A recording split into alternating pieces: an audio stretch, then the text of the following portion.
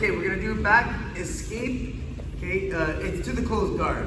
When they're setting up their seatbelt, you really gotta make sure that they can't set up their choke. So you can have the web of your fingers right at their wrist.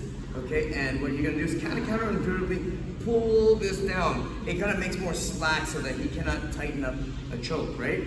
Okay, so once I have this, what's key for this escape is to have that sort of counter pressure on your head into the shoulder. Okay, once I have this fed over here, I'm gonna switch to the double C-clamp right at the wrist. Okay, I'm gonna keep some counter pressure. I'm pulling the arm in and I'm pushing my head into the shoulder. Okay, from here, I have to switch it over to the other side.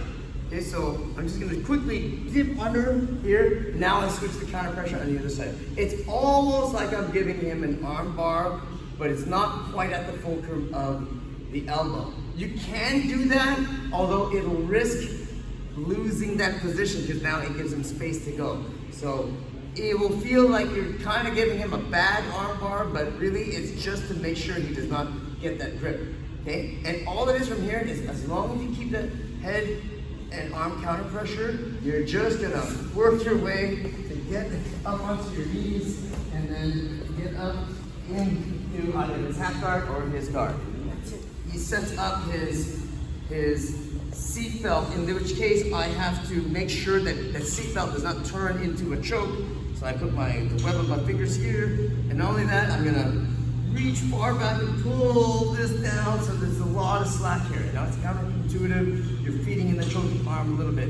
Okay, I'm gonna start my head and arm counter pressure, head and shoulder, head to his shoulder counter pressure, and then slide down, get the double C-clamp here, keeping my head tight, and then at the right moment, I switch it over, and then keeping it tight to the shoulder, I'm pulling this and pushing my head.